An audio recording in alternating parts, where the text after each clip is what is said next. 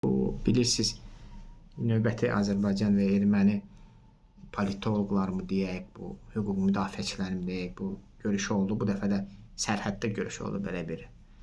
Və orada bir nüans oldu. Ermənilər erməni dilində danışırlar, bizimkilər rus dilində.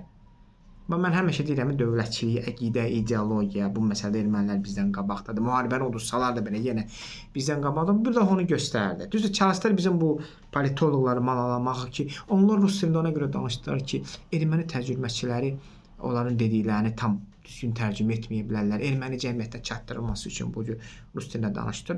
Bu çox bilirsiniz, bir bayağı bir bəhanədir. Biz görəcəyik ki, ermənilər düz tərcümə eləmir. O təzədən öz tərcüməmizdən onu təzədən erməni cəmiyyətinə çatdıra bilər. Yəni bu bəhanə deyil.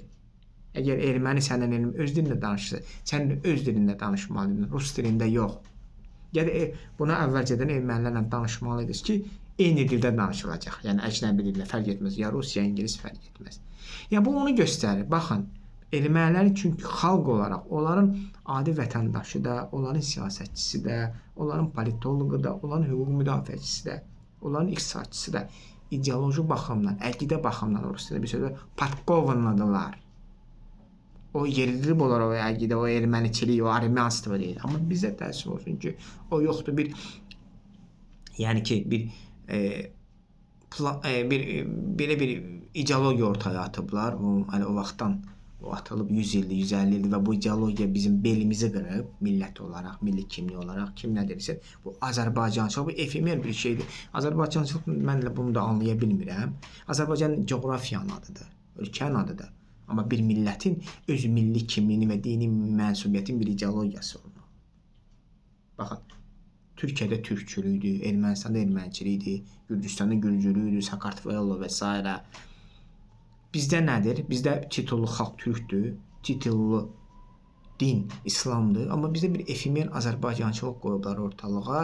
Onu da bir düzəməli ortaya bir şey qoya bilmirik. Türk dilində edirlər yenidən Stalin variantı kimi Azərbaycan dili. Heç o dildə də belə, Azərbaycan dili dediyimiz dildə də belə düşmanla danışmırıq, rus dilində danışırıq. Və buna da çalışırıq bəhanələrə qoşmağa ki, yox bilirsiniz, o belə oldu. Çünki niyə? Çünki dövlətdə əqidə olmayanda, xalqda əqidə olmayanda, ideologiya olmayanda, dövlət xalqı ideologiya aşılamayanda, bu bağçadan tutmuş universitetlərə qədər yenə türklüyə qarşı, İslama qarşı bu mübarizə davam edəndə bir ölkənin qızıl alması, Azərbaycanın nədir qızıl alması? Mənə bir cavab verirsin, bu iqtidar nümayəndələrim çıxsın belə, ən belə savadlısı, ən ağıllısı, ən statullusu, titullusu, fərq edir. Gəlsin cavab versin. Adi sualıma, Azərbaycanın dövlət olaraq qızıl alması nədir? Bax, bu erməniləri müharibəni uduzmuş belə bizə ermənilərin öz üzərinə görə qızıl alması yenə də var.